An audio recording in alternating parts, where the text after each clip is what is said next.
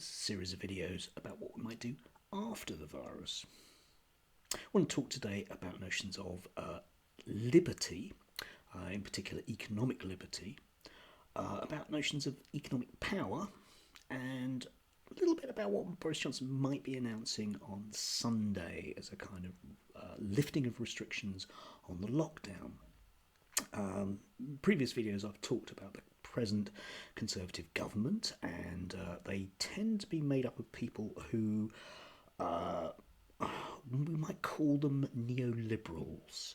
Okay, there's a couple of two different strands in the Conservative Party which are a little bit contradictory to a certain extent. There's a very old strand which is kind of simple notions of individual liberty, Thomas Paine, the rights of man kind of thing. And you can actually see that in this country a little bit with people like Peter Hitchens complaining bitterly that as a free Englishman he should be able to walk wherever he wants. I don't know if he's heard of trespass laws. Presumably not. But that isn't really the major strand of the Conservative Party at the moment. It's a kind of it's there, but the vast majority of people, especially in cabinet, to a lesser extent in Parliament, are people that believe in economic freedom. And their notion of being free effectively is about notions of the marketplace. And don't forget, they are people that believe that the free market is good, which it is, obviously, and that the market cannot be bucked, as they say, which isn't strictly speaking true in the slightest. But they are people who earnestly believe that you are freest when you are operating freely in the market. Now, that's basically fine. That's fine. You and I can presumably go to a shop and we can decide what type of detergent we want to buy. Okay, notions of freedom, an individual choice. I mean, it's sort of basically great stuff, I suppose. But it's actually the moment you start scratching away at it, it becomes problematic.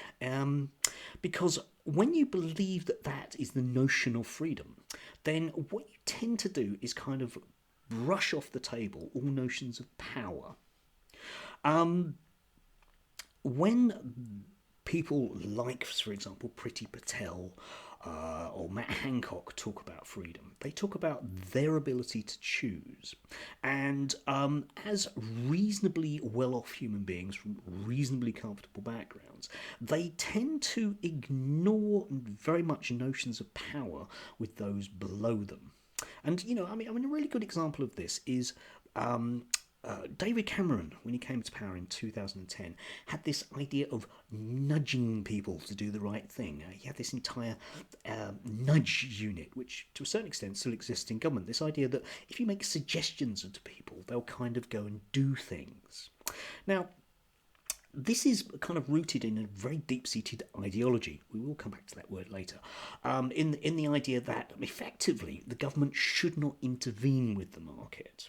And we've already seen problems like that in this country. In that originally we were sort of told that lots of these kind of coronavirus measures were going to be effectively just voluntary.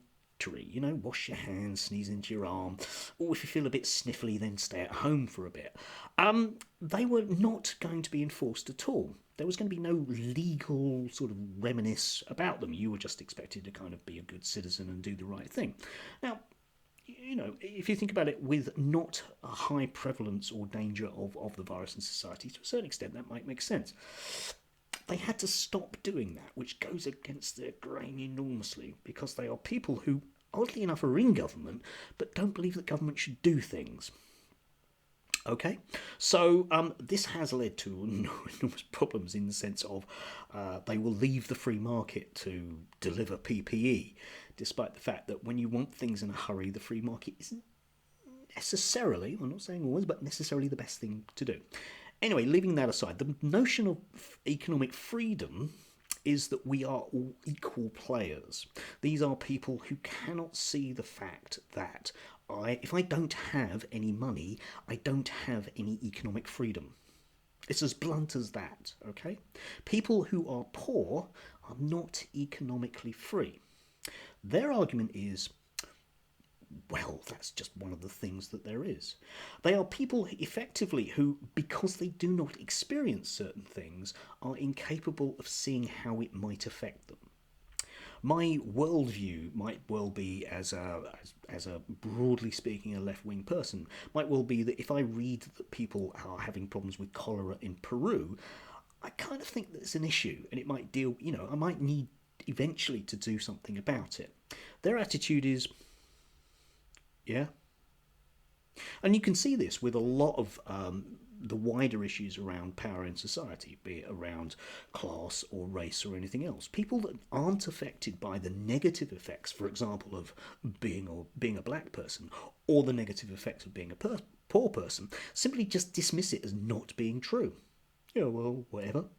One of the things about coronavirus, of course, is that we've come to realise that maybe people being poor in a market in Wuhan might have an effect on us. Anyway, just to sort of bring this wrapped up in a neat little package and kick it into the corner, on Sunday, Boris Johnson is going to announce measures to start opening up the economy again. The government is, I believe, and I can be proved wrong on this, I believe the government will introduce these as a series of recommendations rather than anything that's legally enforceable. This is going to lead to a lot of problems. Sorry, guys, it really is. I know I use that word a lot, but I'm going to have to problematise it.